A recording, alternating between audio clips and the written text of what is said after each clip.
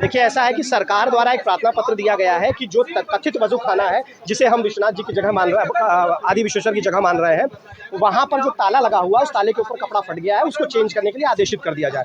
तो माननीय जनपद न्यायाधीश महोदय का एक बड़ा सही, मुझे सही लगता है पक्षकारों की तरफ से, कि एक सही व्यू था कि ऑनरेबल सुप्रीम कोर्ट ने जब ऑलरेडी ड्यूली प्रोटेक्टेड का ऑर्डर दे दिया है, तो उसके बाद कुछ और कहने की आवश्यकता नहीं है। ये अदालत माननीय उच्चतम न्यायालय से ऊपर नहीं है। तो इस परिस्थिति में माननीय उच्चतम न्यायालय के आदेश को ध्यान में रखते हुए सारे पक्षकारों के उपस्थिति में ड्यूली प्रोटेक्शन का जो काम, जो कपड़ा चेंज करने का काम है, वो किया जा सकता है। तो सारी पार्टीज जितनी भी थी, वहाँ सारे पक्षकार गणों की मौखिक सहमति बनी है। और जो आपके शासकीय अधिवक्ता, स्पेशल शासकीय अधिवक्ता थे, उन्होंने कहा कि वो इंस्ट्रक्शन लेंगे और वो एप्लीकेशन को जब विड्रॉ करेंगे तब उसके बाद आगे तय होगा कि किस तारीख को जाना है। अभी 29 को जाना नहीं।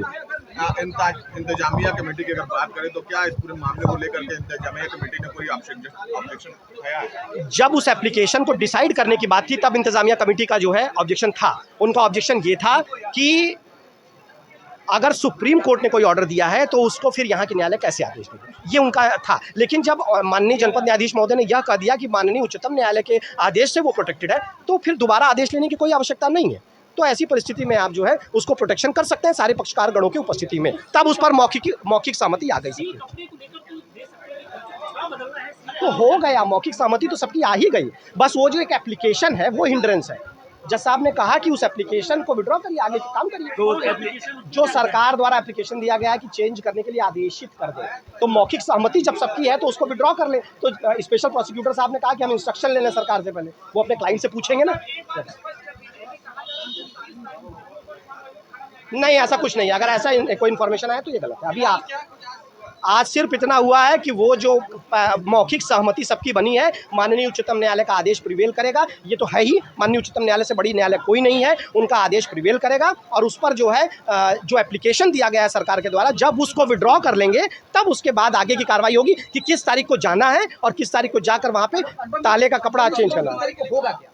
29 तारीख को अभी वहाँ नहीं जाना है, ये आप सब लोगों को मैं क्लियर कर दूं। 29 तारीख को सिर्फ इतना आदेश हुआ है कि जो सरकार द्वारा एप्लीकेशन दिया गया है उसका डिस्पोजल होना है। वो एप्लीकेशन वो विड्रॉ करेंगे और विड्रॉ करने के बाद फिर जो है उस पर आदेश होगा कि किस तारीख को हमको वहाँ जाना है, क्योंकि सभी पार्टी जितनी उभय पक्ष है सब में आपसी सहमति बन चुकी है। क्या सहमति बनी? सहमति ये बनी है कि सब लोग वहाँ उपस्थित होकर वीडियो रिकॉर्डिंग वगैरह के माध्यम से जो सरकार है उनकी उपस्थिति में वहाँ पे जो है कपड़ा चेंज किया जाना। आज ज्ञानवापी प्रकरण में ज्ञानवापी में 16 मई 2022 को सील किए गए कपड़े को बदलने में सील किया गया था। उसके कपड़ा 2 वर्षों के बाद जीर्ण हो गया है। उस कपड़े को बदलने के लिए माननीय न्यायालय ने दोनों पक्षों की सहमति लेकर 29 तारीख को सारे लोग खड़े रहेंगे और जिसमें वहाँ पे कपड़े बदले जाएंगे और ये प्रातः 9 बजे प्रक्रिया पूर्ण की जाएगी।